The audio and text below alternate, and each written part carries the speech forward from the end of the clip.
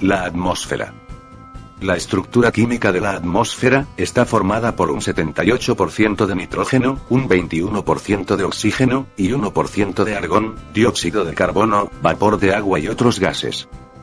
La atmósfera a su vez se divide en troposfera. La temperatura desciende progresivamente, se produce en ella la mayoría de los meteoros. Estratosfera, donde la temperatura es constante, hasta los 50 kilómetros. Mesósfera. La temperatura aumenta bruscamente, para luego descender hasta los menos 75 grados Celsius. Termósfera. Desde los 80 a los 500 kilómetros, con temperaturas que llegan a los 1500 grados Celsius. Exósfera. Desde los 500 kilómetros, hasta alturas no determinadas. A continuación veremos el documental completo. En la oscuridad del espacio y la superficie de nuestro planeta, existe una capa protectora, compuesta de una compleja envoltura de gases siempre cambiante, nuestra atmósfera. En la atmósfera se encuentran los gases que son la base de la vida. El oxígeno, que tanto las plantas como los animales necesitan para convertir su alimento en energía, y el dióxido de carbono, que las plantas utilizan para producir el alimento del cual dependen los animales. La actual composición de la atmósfera es de 21% de oxígeno, 78% de nitrógeno y aproximadamente un 1% de dióxido de carbono, vapor de agua y gases inertes. Esta composición se podrá cambiar fácilmente por la acción humana. Vertemos en la atmósfera cada año millones de toneladas de gases. En cierto modo, esto es un acto de violencia cometido por el hombre contra nuestra atmósfera. La atmósfera, por supuesto, también puede actuar de forma violenta.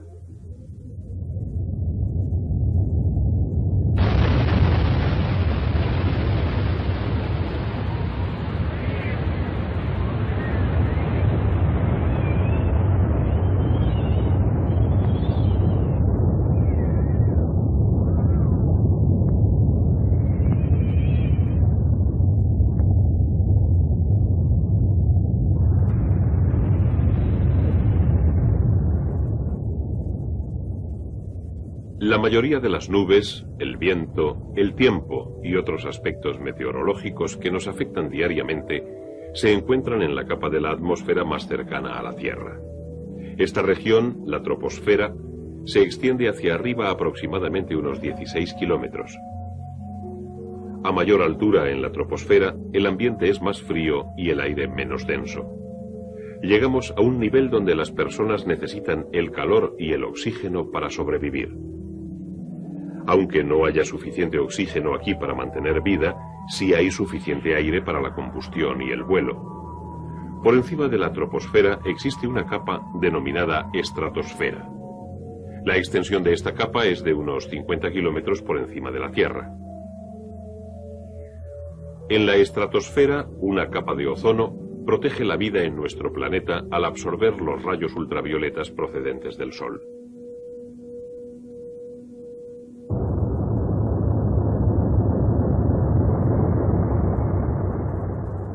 Los motores de los cohetes son capaces de funcionar por encima de la estratosfera en las zonas altas de la atmósfera. El nombre genérico de esta zona por encima de los 80 kilómetros es ionosfera. Aquí, la alta energía procedente del Sol transforma las moléculas de aire en partículas cargadas, los iones. Los iones nos permiten enviar señales de radio de onda larga más allá del horizonte. Al irradiarse estas ondas en la atmósfera, los iones las reflejan alrededor de la curvatura de la Tierra.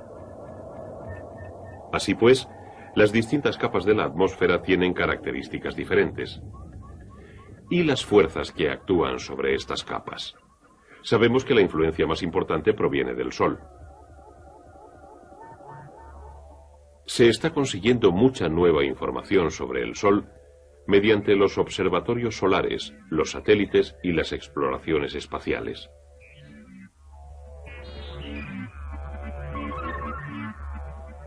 Hemos aprendido mucho sobre las erupciones violentas que lanzan partículas cargadas al espacio, una especie de viento solar.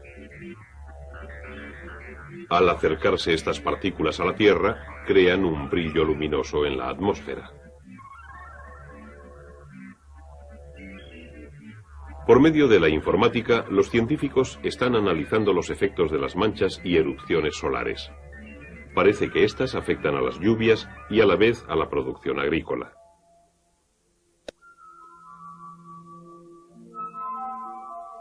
En cierta medida, el Sol también establece las tendencias meteorológicas.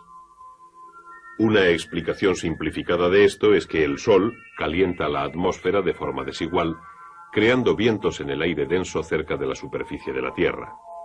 El Sol calienta más la atmósfera cerca del ecuador que la de los polos, y como el aire caliente asciende, se forman vientos. La Tierra a su vez gira, y así los vientos también. De esta forma, el calor del Sol y el movimiento de la Tierra producen los vientos más importantes del planeta. Cerca del ecuador, estos vientos son de dirección este. En las latitudes centrales son de dirección oeste. Tengamos en cuenta que esta es una explicación simplificada. Los vientos se modifican por las masas grandes de agua y tierra, los contornos de ella y su cobertura, así como por muchos otros factores variables. Se utilizan variados instrumentos para estudiar el movimiento del aire. Durante mucho tiempo se han utilizado algunos, por ejemplo, las veletas, que indican la dirección del viento, y los anemómetros, que miden su velocidad. Otros instrumentos, como los ordenadores, son modalidades bastante recientes. Los meteorólogos predicen el tiempo mediante datos procedentes de instrumentos estáticos, así como fuentes móviles, tales como los globos aerostáticos. Los mecanismos que miden la temperatura y la presión se encuentran contenidos en cajas con un pequeño radiotransmisor. Una radiosonda. Al elevarse los globos aerostáticos, los instrumentos envían información a las estaciones meteorológicas sobre las condiciones a diferentes alturas. Estos globos también aportan datos sobre la dirección y velocidad del viento cuando se les sigue por radar. Con el radar es posible también mostrar tendencias locales de lluvia o de nieve. Estas señales destellantes de color verde muestran la lluvia que cae en un área determinada. Esto puede compararse con otros lugares del mundo al hacer que destelle la terminal desde una región geográfica a otra.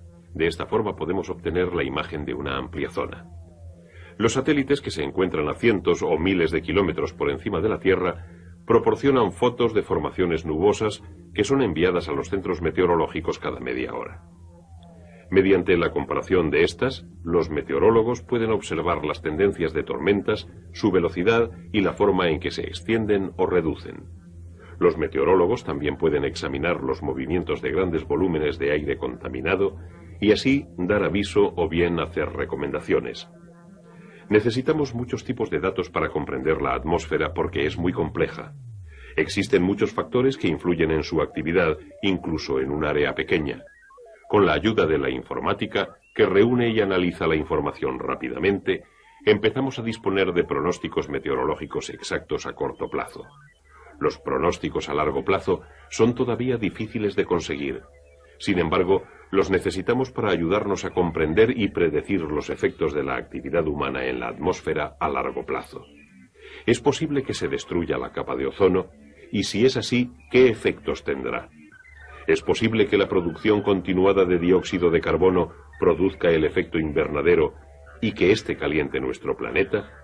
¿Qué efectos tendrá la contaminación sobre nuestra salud y la de otros seres vivos? ¿Cuánto tiempo podremos seguir contaminando el aire sin cambiar los factores que protegen y alimentan la vida? Estas son preguntas cuyas respuestas nos pueden facilitar una mayor comprensión de la atmósfera.